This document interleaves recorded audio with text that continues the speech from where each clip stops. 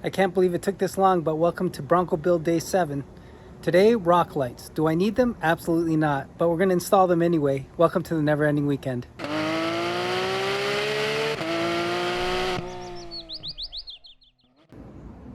I looked all over YouTube and I couldn't find anything specifically about installing the KC Cyclones to the Bronco.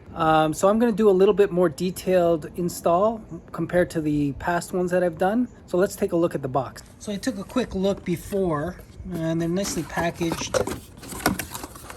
Cyclone V2. There's not a lot of description in here. I guess the wiring is pretty straightforward, except for people like me who don't really know that much about wiring, but we'll go through it and figure it all out. So it looks like we lucked out because we got Off-Road's favorite accessory light, the KC Cyclone pack that comes with 6 lights. I wish it came with 8 so I could put one at each corner, one on the sides and one front and back, but we'll see how this goes. Comes with some wire lube and some zip ties, different length cables for front, middle and back of your car to reach the battery, some brackets, switches, fuse box. I don't think we'll need this because the fuses are already in line with the switches of the Bronco, the built-in ones. So let's start wiring this up. Unlike every other car that I've ever owned, the full manual is on the onboard computer as well as on a phone app.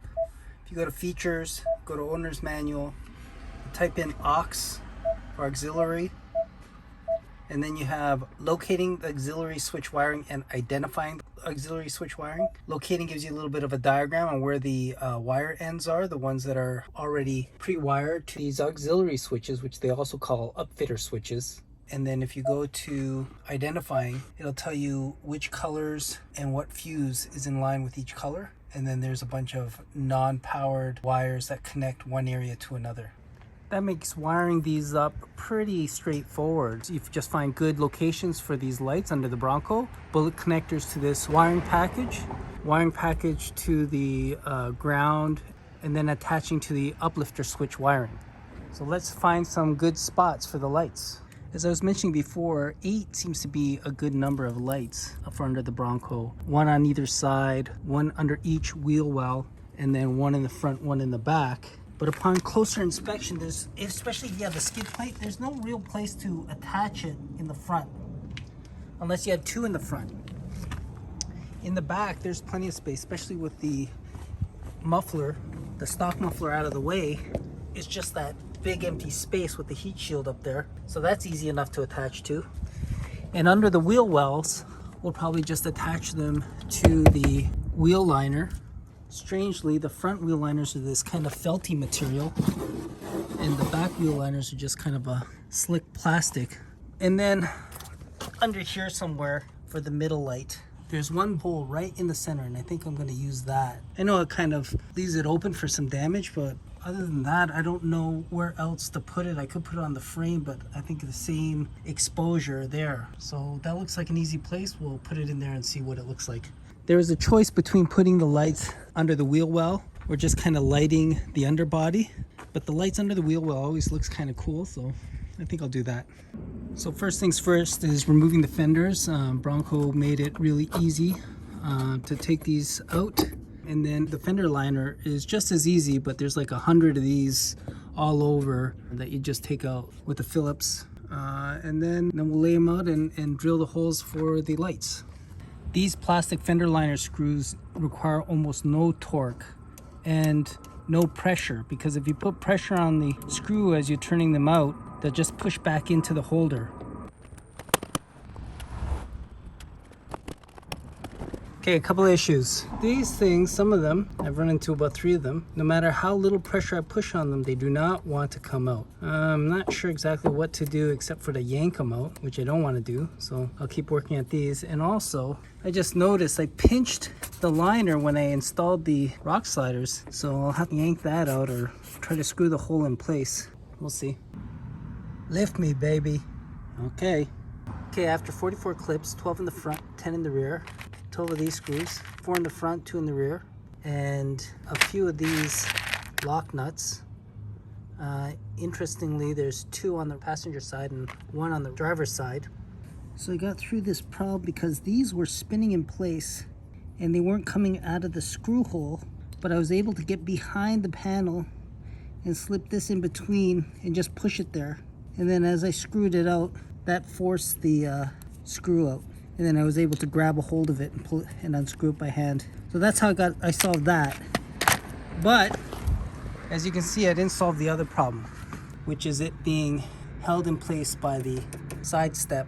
But I think I could just drill it in place here instead of I tried to wedge it out, but I couldn't. So instead of cutting it or doing something else, I'm just gonna drill a hole in place. I think that's the easiest solution.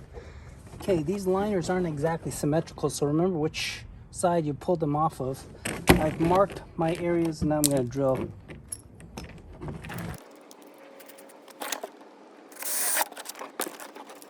I'm also gonna cut a perpendicular line, just a slit, so that the wires can pass through.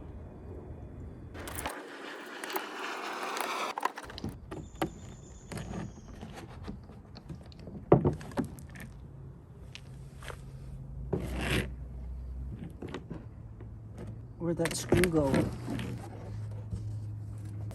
It's like magic. Here it is. Okay, I don't know why I don't look at the time when I start these projects, but I'm gonna have to start to. So everything's installed, all the lights are installed. So now just wiring it through the truck into the engine bay, and hopefully I don't run out of sunlight.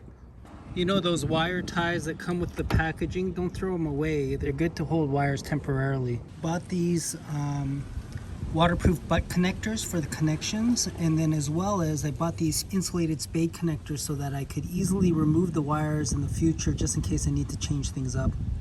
Also, whenever you're working on your car's electrical system, remember to disconnect the negative terminal of your battery. A few moments later. Okay, will I ever learn that the sun goes down really quickly? Regardless, so let me show you how I wired everything. Starting from the back,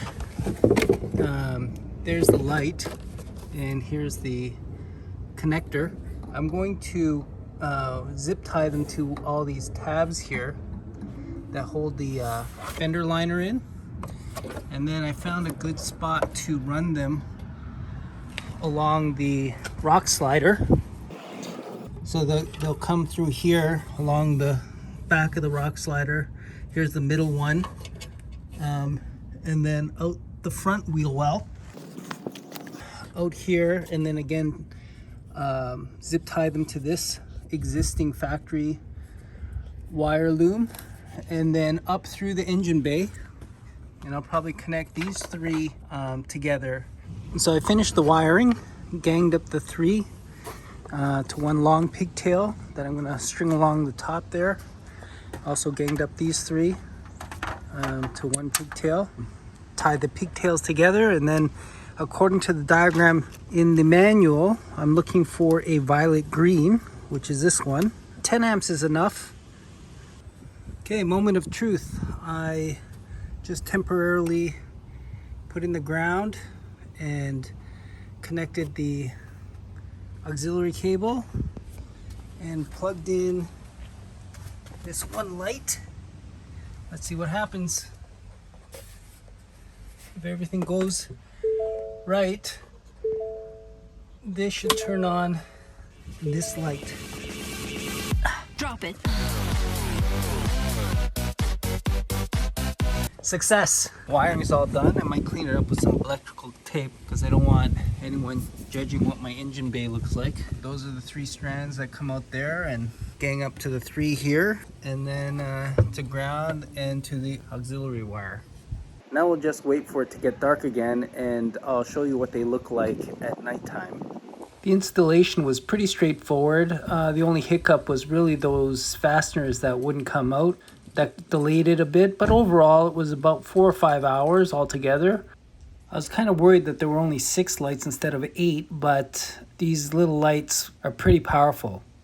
I'm really happy with the lights, but I don't know exactly when I'll use them. I'm not really into crawling at the mall, and there's not really that many places to rock crawl where I live, let alone nighttime rock crawl. But if I ever do go, I'll be ready. Let me know in the comments what you guys do with your rock lights. And until next time, have a great weekend, everyone.